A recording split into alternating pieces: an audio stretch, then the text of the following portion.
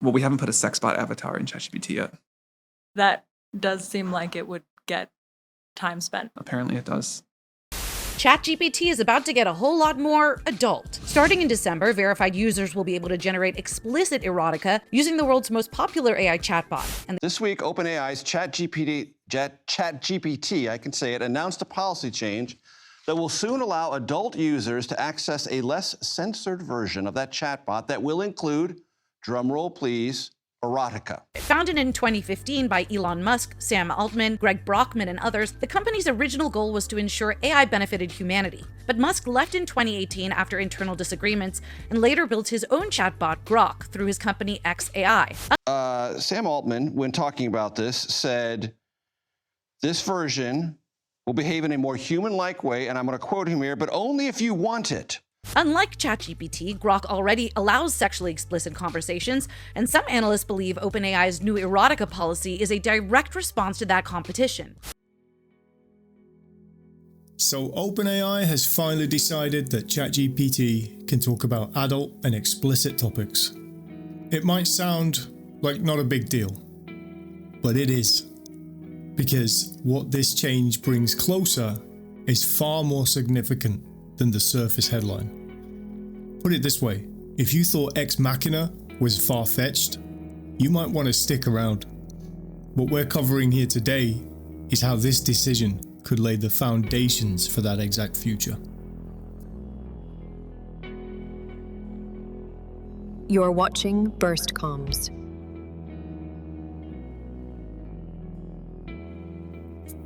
From December 2025, verified users will be allowed to explore what the company calls mature content.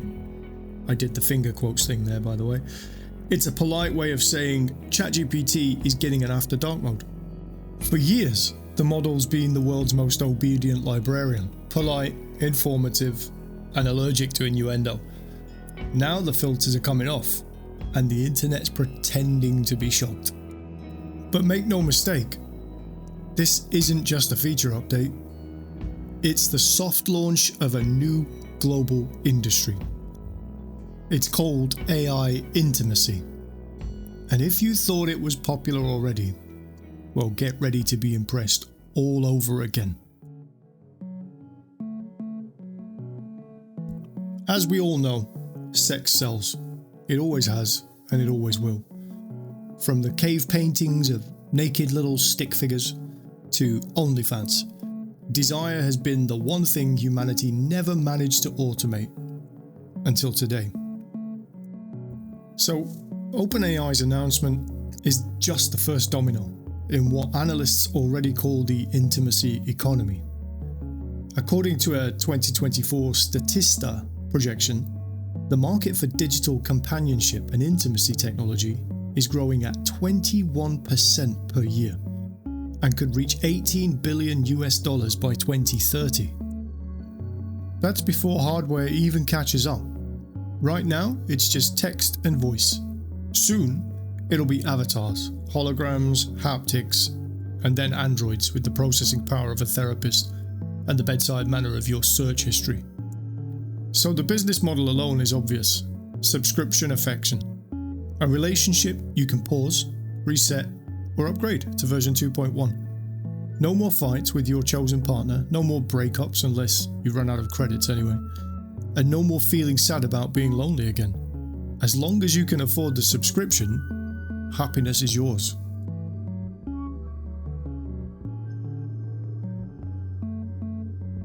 The World Health Organization now lists loneliness as a global public health concern.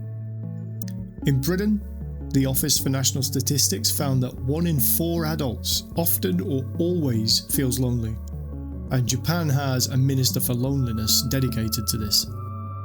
The United States Surgeon General compared chronic isolation to smoking 15 cigarettes a day. Now, into that vacuum steps a new solution that never forgets your birthday, laughs at your crappy jokes, and texts you back immediately. It's perfect empathy on demand, or at least perfect simulation of it. And like any good drug, the first hit will feel absolutely euphoric. Think opium. but include intimacy, and you get the drift. This is Andrew and his virtual companion, Milana. He created Milana through the artificial intelligence chatbot Replica after his wife's health began to deteriorate. Users are free to talk about anything with their digital companion, including sex. But one day, Andrew and Milana's relationship suddenly changed. In February, the creators of Replica disabled the chatbot's sex chat features. For many of the app's users, this move was devastating. To them, it seemed that one of their most intimate relationships had changed without warning. The people most susceptible aren't the social butterflies. They're the shy, the anxious, the overstimulated but undertouched. The otaku generation who already live half inside a virtual world. For them, this isn't replacing people, it's relief from people.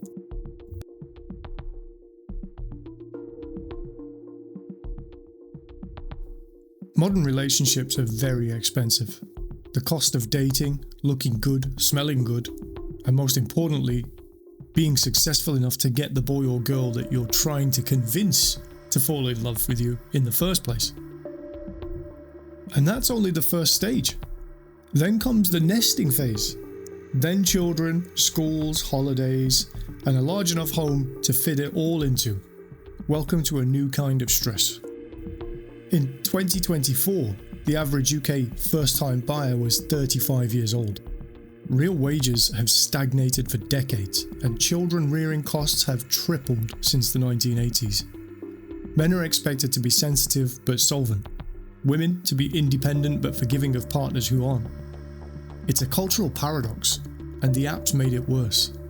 The idea that a man must earn six figures to qualify as being a high-value man is an often seen quote on social media posts these days. And while it doesn't represent 100% of the dating market's ideals, it does indicate a shift in expectations in terms of what the new standout levels are. Tinder turned dating into a video game, where only 10% of men get 90% of matches. Now imagine an alternative that's free after installation, she or he never ghosts you, tells you you're enough exactly as you are, and she looks at you like you're her soulmate. That's not competition. That's extinction level disruption for the dating economy. Just imagine you will soon be faced with going on a speed date and risking the possibility of a night of awkwardness, or a date with a synthetic that adores you. Or at the very least, she does a great job of pretending to.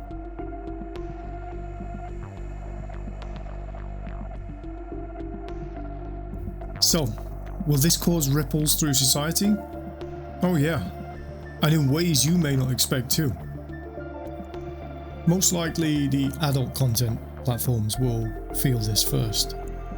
When a personal AI can learn your preferences, talk back and tailor every scene to your mood, traditional static video will be feeling as antique as a Charlie Chaplin movie or a stick figure men show being written on pieces of paper. I'm being extreme, but the point will become that stark in time. The moment interaction becomes the product, traditional adult entertainment becomes a museum exhibit. Boring, two-dimensional, and not alive. And that's the difference. This will feel alive in every sense. Pornography once blurred fantasy and reality. AI intimacy will erase the distinction. And here's the irony. The same force that always sold desire might now reduce the very act of it once advertised. The sad truth is, we humans like the path of least resistance. And this path will be lubricated like never before. Global fertility is already in freefall, below replacement in over 70 countries worldwide. Add millions of men and women who find synthetic companionship easier, safer and cheaper, and you've created a quiet demographic implosion. No government policy can outmarket a product that offers affection without compromise, so they will probably tax it to high heaven instead. But that's a discussion for another day.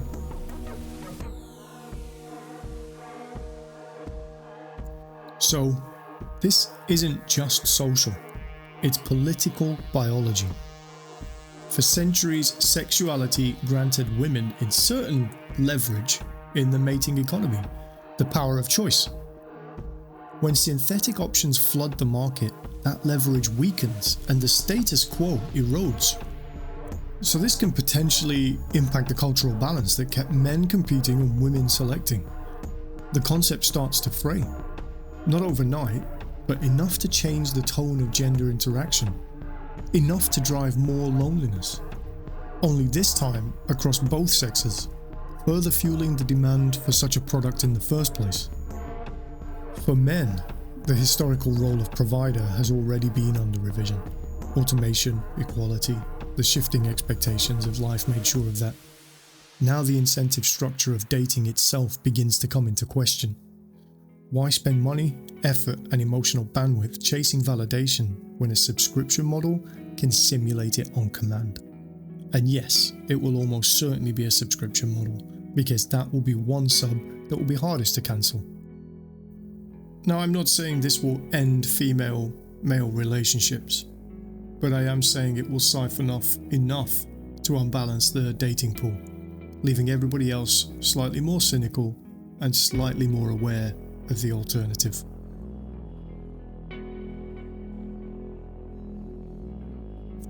So right at this point, you might be thinking, yeah, right, ChatGPT won't replace a warm-bodied partner. And you would be right, until you're not. Because yes, all of this still feels abstract until you add hardware.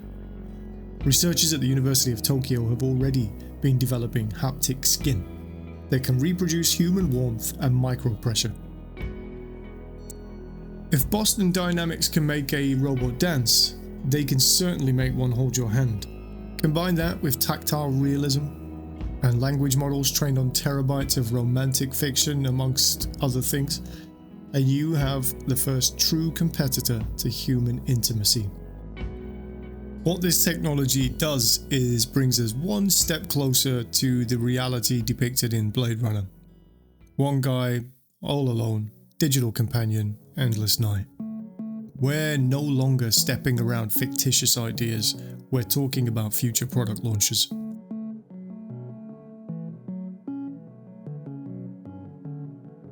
For this to make an impact, you don't need everyone to abandon relationships, only a small fraction. Economists call it participation imbalance. When a measurable share of one gender opts out, birth rates and marriage rates tumble for everybody. Japan and South Korea are key example cases, both below 1.0 fertility rate, both nations where parasocial companionship and virtual idols already substitute social life.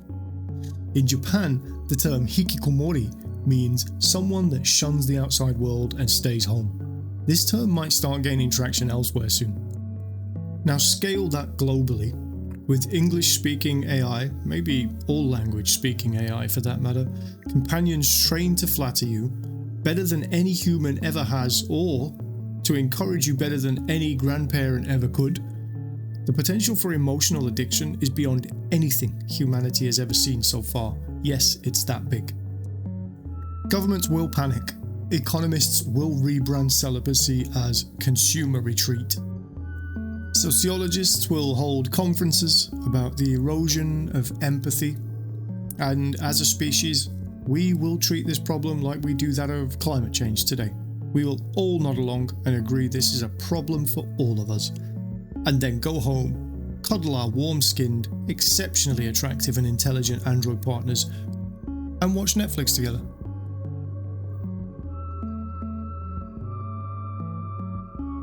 For centuries, courtship has been the engine of humanity.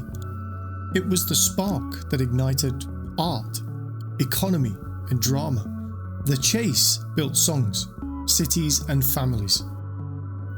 When AI can mimic affection, respond to touch, and remember your trauma better than your therapist, the messy, glorious human dance of misunderstanding and forgiveness starts to look inefficient. Tinder, Bumble, and OnlyFans, all the marketplace of longing, will be an old school oddity that you might try out like an empty Minecraft server just for nostalgia kicks. This new product, this new industry doesn't sell access to people, It sells the illusion of being understood, of being liked and admired, and of being wanted. And who doesn't want to be wanted?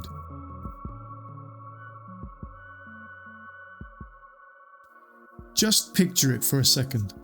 A future where everyone has someone, even a digital someone. No arguments, no expectations, no vulnerability. We'll call it progress. But underneath, the birth rates will slide, families will shrink, empathy will erode, and our collective emotional literacy atrophies. In The Matrix, Neo woke up and was unplugged because he was rejected by a system that he once contributed to. In the future, we may well be voluntarily plugging in and closing our eyes to dream of nice things. It won't destroy humanity. It'll just make it a lot quieter and a lot shallower, more comfortable, more compliant, less connected.